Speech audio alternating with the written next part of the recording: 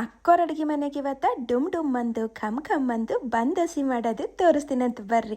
ಈ ದೋಸೆ ಮಾಡ್ಲಕ್ಕ ಒಂದು ದೊಡ್ಡ ಬಟ್ಟಲು ಬಾಂಬೆ ರವೆ, ಅರ್ಧ ಬಟ್ಟಲು ಮೊಸರು, ಅರ್ಧ ಬಟ್ಟಲು ನೀರು ಹಾಕಿ ಕಲಿಸ್ಬೇಕ್ರಿ. ತಿರುಗಿ ಈಗ ಇದು ಹೈರಾಣ ಆಗ್ತದಲ್ರಿ, ಅದಕ್ಕೆ ಒಂದು 5 ನಿಮಿಷ ಆರಾಮ ಮಾಡ್ಲಕ್ಕ ಬಿಡಮಂತ್ರಿ, ಹೆಚ್ಚಿಗೇನು ಬ್ಯಾಡ್ರಿ.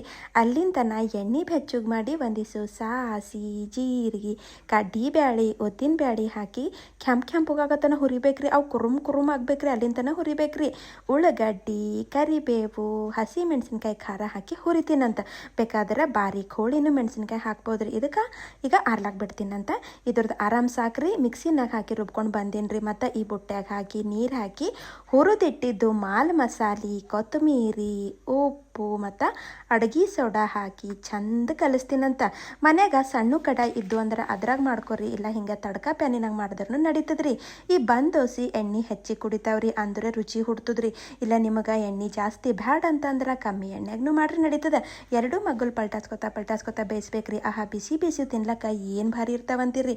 ಮಾಡಿ ನೋಡ್ರಿ, ಚಂದ ಅನ್ಸಿವಂತಂದ್ರೆ ಅಕ್ಕೋರ ಅಡುಗೆ ಮನೆಗೆ ಸಬ್ಸ್ಕ್ರೈಬ್ ಮಾಡೋದು ಮರಿಬೇಡ್ರಿ.